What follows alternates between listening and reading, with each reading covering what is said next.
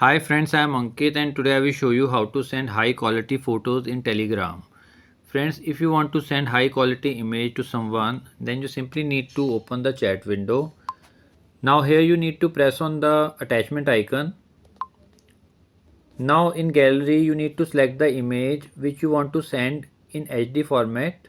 Like if I want to send this image in HD format, then I need to select the image, and after selecting the image I need to press on the three dots. Now here select the first option. Now it will send the file as document and it will not compress the image. So friends, like this you can very easily send high quality photo in Telegram. If you like the video, then press on like button and don't forget to subscribe our channel and press on bell icon to receive email notifications free of cost.